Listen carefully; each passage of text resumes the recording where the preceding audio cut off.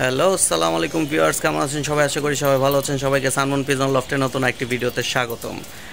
আজকে প্রায় 14-15 দিন পর কবুতর অফ রাখার পর বাচ্চা কবুতরগুলো এসে আমি উড়ালাম। গতকালকে তারা ভাই ছাড়ছে, কিন্তু আমি ছাড়ি নাই, তাই ভিডিও করতে পারি নাই। আজকে প্রায় 14-15 দিন পর বাচ্চা কবুতরগুলো ছাড়া হলো। প্যারা স্টক করানোর পর কবুতর ছাড়া হয়নি। আর যখন কবুতরগুলো ছাড়ার সময় হয়েছে, আবার 3-4 দিন বৃষ্টি চলে আসছে, আবহাওয়া খারাপ ছিল, যার কারণে কবুতর ছাড়া হয় নাই। তো আজকে কবুতরগুলো ছাড়লাম। চলেন বাচ্চাগুলো উঠতেছে, আপনাদের সবার উদ্দেশ্যে দেখাই বাচ্চাগুলো কেমন ফ্লাই করতেছে। আমি ভাবছিলাম হয়তো বাচ্চাগুলো এই কয়েকদিনে জ্যাম হয়ে যাবে, বাচ্চা উড়বে না, কিন্তু না, বাচ্চা আল্লাহর রহমতে ফ্রি আছে এবং প্রত্যেকটা বাচ্চাই আল্লাহর অশেষ রহমতে সুস্থ সবল আছে। তো বাচ্চাগুলো ফ্লাই করতেছে, চলেন আপনাদের দেখাই। মাশাআল্লাহ, আজকে অনেক দিন পর ছাদে উঠে বাচ্চাগুলো উড়ালাম। তৃতীয় টিপের বাচ্চাগুলো এখানে সব মাশাআল্লাহ ভালো ফ্লাইং করলো। কবুতরগুলো এখন নিচে নেমে আসছে, সাথে মোবাইল ছিল না, যার কারণে ভিডিও করতে পারিনি। তখন উপরে যখন ছিল বাচ্চার ফ্লাই দেখে বাচ্চাগুলো যে নিচে নেমে আসছে, আমি উপরে আস্তে আস্তে মাশাআল্লাহ থার্ড টিপের বাচ্চাগুলা উঠতেছে। এখানে 5টা মুসলদম বাচ্চা আছে,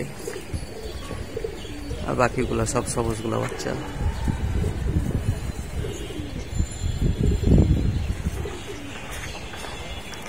বড় কবুতরের চালনির চাইতে বাচ্চা কবুতরের চালনি উড়ায় মজা বেশি।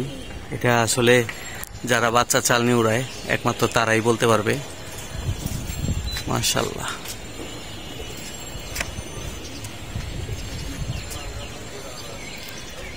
টানা 3-4 দিন বৃষ্টি থাকার কারণে কবুতরগুলা ছাড়া হয় নাই। আমি ভাবছিলাম বাচ্চাগুলো আজকে ভালো ফ্লাই করবে না, যেহেতু 3-4 দিন কবুতর বন্ধ ছিল। তারপর আমি আবার প্যারা স্টপের কোর্স করালাম, সেই ক্ষেত্রেও প্রায় 10 দিনের মতো কবুতর বন্ধ ছিল। এখানে 10 দিন আর বৃষ্টির জন্য বন্ধ ছিল 3-4 দিন। প্রায় 14-15 দিন পর কবুতর ছাড়া হয়েছে।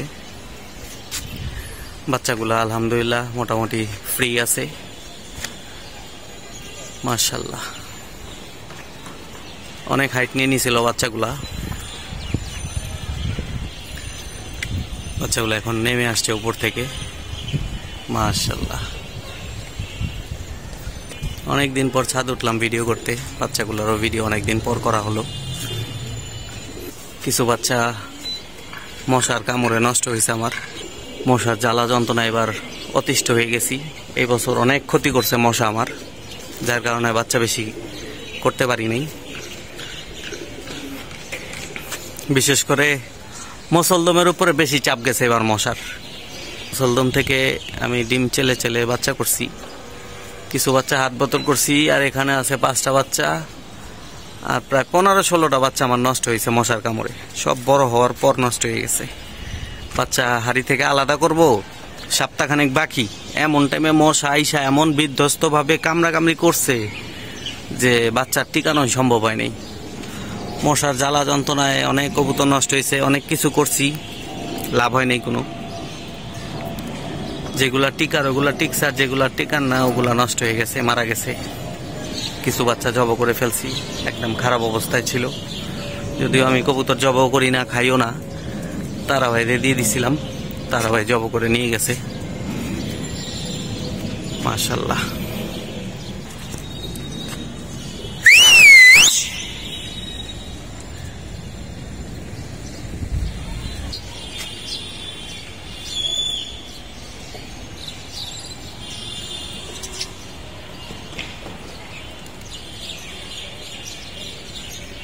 এই বাচ্চাগুলার মোটামুটি ল্যান্ডিং টাইম হয়ে গেছে। বাচ্চাগুলো এখন ল্যান্ড করার প্রিপারেশন নেবে ইনশাল্লাহ। মাশাআল্লাহ, ভালো ফ্লাই করলো আজকে বাচ্চাগুলা, আলহামদুলিল্লাহ।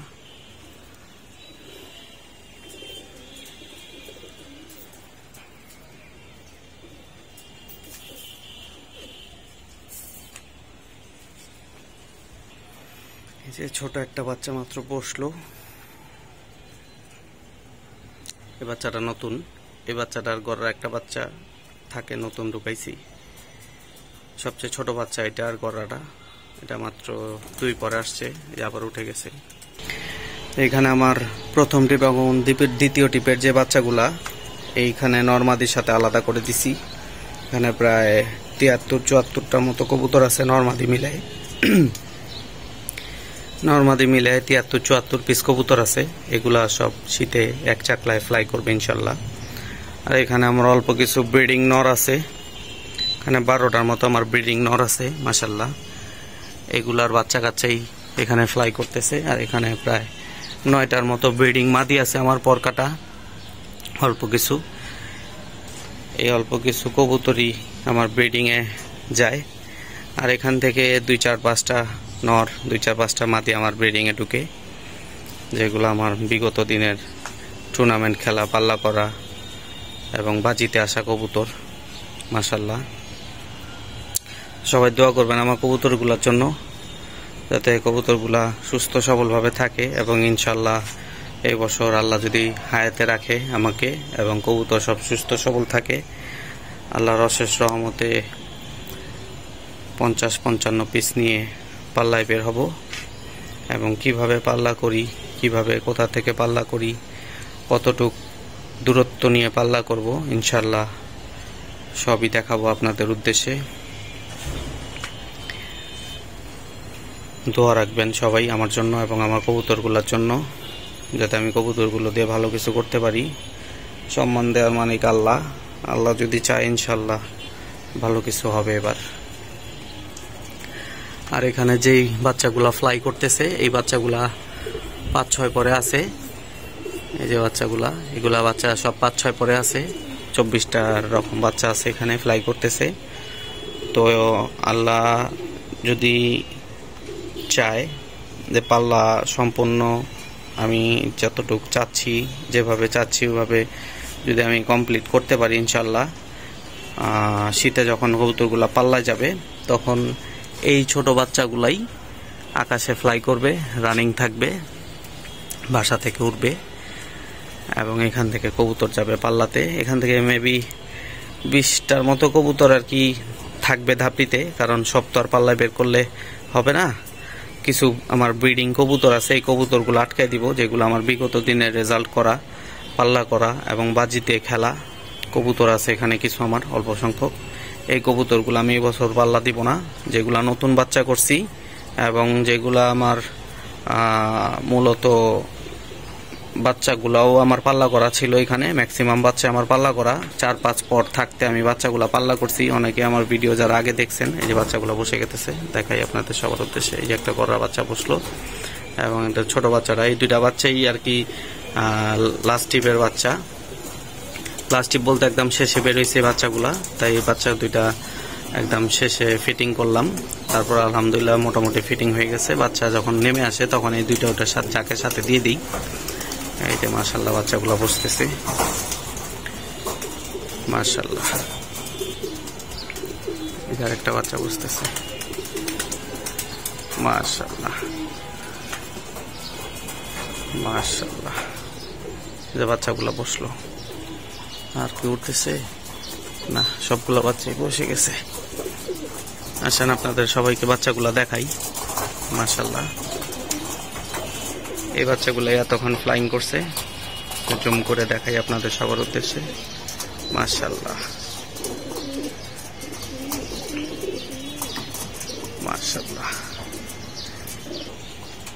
মাশাল্লাহ। এটা হচ্ছে আমার খয়রা গলা জেনারেশন, নতুন এক জোড়া বাচ্চা নিছি। এই একটা বাচ্চা আর এই যে সামনে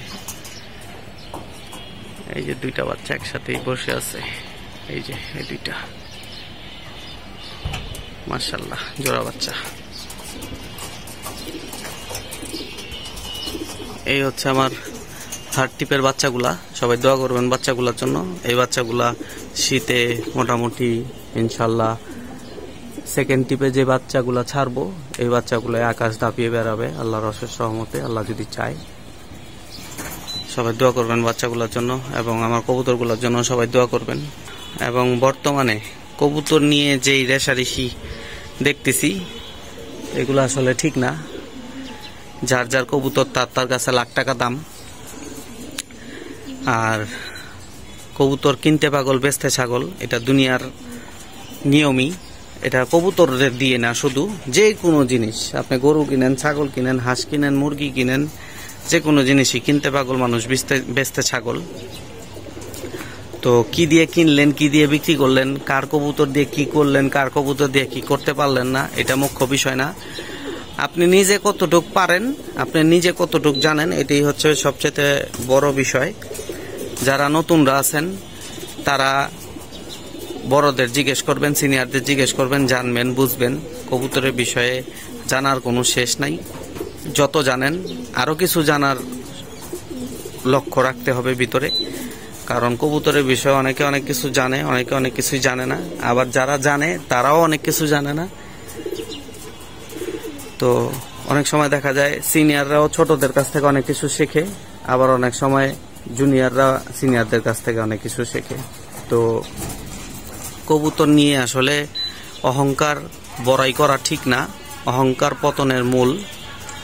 অহংকার করবেন, আল্লাহ পাক আপনারা যা দিছে নিমিষেই নিয়ে যাবে। এটা হোক যে কোনো ওয়ে দিয়ে। অহংকার করে যারাই কবুতর পালন করছে আজ পর্যন্ত আমি দেখছি, আমার চোখে দেখাই, অনেকেই ধ্বংস হয়ে গেছে, কিছুই করতে পারে নাই। হয়তো সাময়িক মিথ্যা কথা বইলা, 2 নাম্বারি কইরা, কবুতর বিক্রি কইরা হয়তো সাময়িক কিছু টাকা পয়সা উপার্জন করছে, কিন্তু ওই টাকা দিয়েও কিছু করতে পারেনি। এটা আমার স্বচোখেই দেখা। তো কবুতর শান্তির প্রতীক, কবুতর পবিত্র একটা জিনিস। এটা নিয়ে কেউ আসলে অহংকার বড়াই 2 নাম্বারি কইরেন না, বা এটা করা ঠিকও না। তো কেউ আমার কথায় কষ্ট পেয়ে থাকলে আন্তরিকভাবে দুঃখিত। সবাই ভালো থাকবেন, সুস্থ থাকবেন, 5 ওয়াক্ত নামাজ পড়বেন। আমার ভিডিওটি এখানেই শেষ করছি। আসসালামু আলাইকুম।